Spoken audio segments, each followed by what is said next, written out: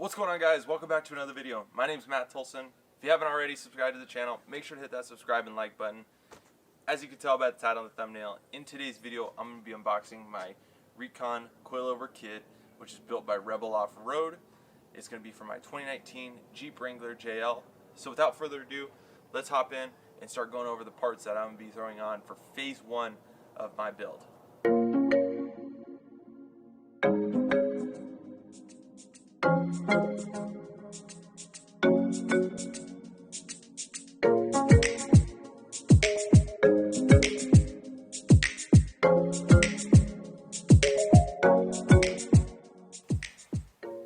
To begin with, I'm going to be going over some of the pieces you get when you get the kit itself.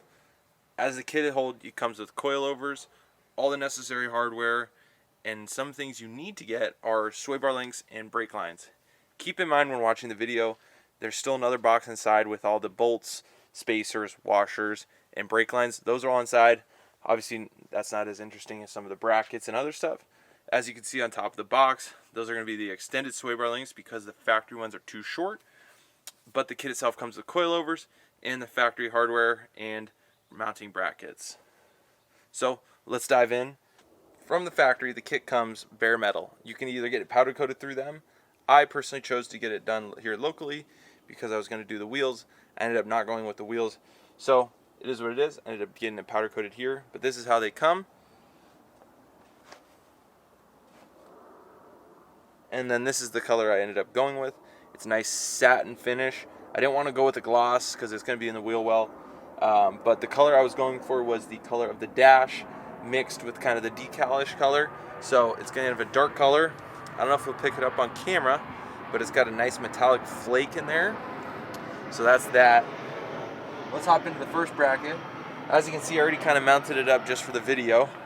You got the logo, the red, and then it comes with bump stops. So this is how it's going to look on the car. This hooks up to the factory spring where the spring goes, and then this is the new coilover hoop. But those are the first two brackets. Let's go ahead and hop into the box and check out a couple of the other brackets.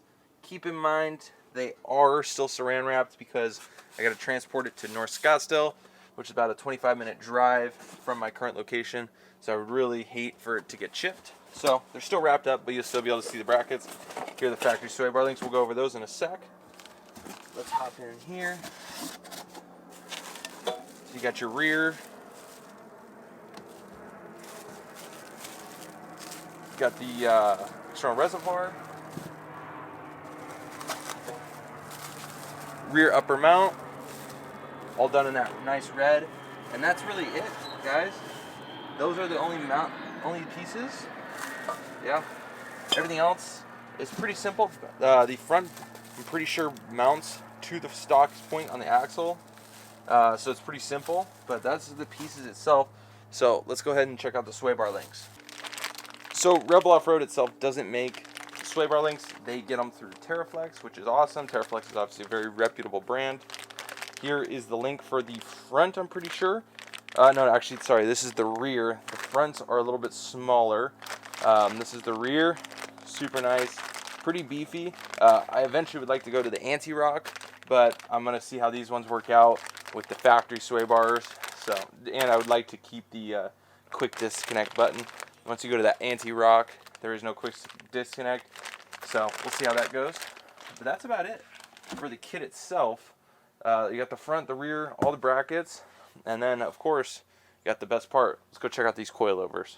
So, getting into the main meat and potatoes of the lift are, of course, the coilovers. These are a 12-inch coilover. If you don't know what a coilover is, it's basically a shock with the spring combined into it. It's a two-stage spring. So that means the top spring is a little bit softer, kind of for your daily driving. And then you got a thicker, heavier-duty spring on the bottom, which soaks up the bigger hits when you're out for, say, off-roading through the desert, etc., etc. Not much to these. They're a 12-inch coilover. Unfortunately, when I ordered them, I forgot to get the quick adjusters. So, but you can add those in aftermarket, which I will probably most likely be doing once the kit's more complete. But here they are. You get 4 coilovers, which come with the kit. which are included in the price, of course. And then that's about it for these guys. They're a 2.5 inch coilover, 12 inches. Other than that, not much to them. And then pretty much lastly thing I have for the kit is going to be the wheels. Maybe kind of surprising the wheel I went with, but let's check it out. Like I had on my older truck, if you didn't know, I had a Tacoma before this, but here is the wheel I went with. It's the Method NV. I went with all satin black. I ended up not going with a beadlock. I originally was going to go with a beadlock and then powder coat the rim to match those brackets. But upon doing some research and some common knowledge, one, I didn't want to spend the money on the beadlock. They're about twice to 2 to 3 times the price of a normal wheel. So I didn't want to spend that extra money.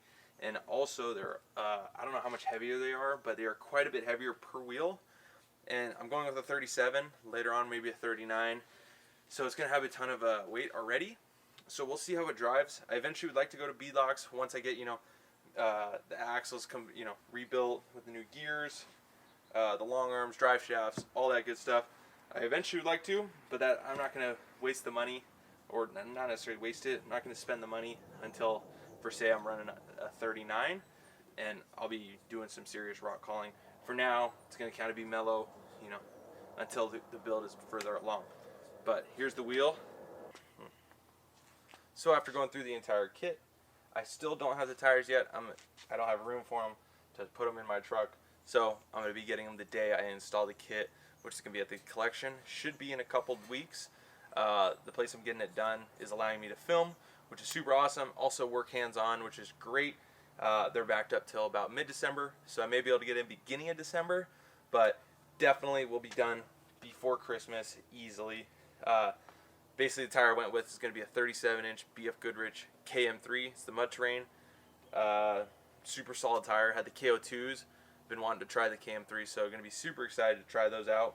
But make sure to leave a like, guys. If you haven't already, go check out the tailgate install video. But without further ado, I will see you guys in the next video. That's going to be where we're installing all these great parts. So I'll see you guys in the next one.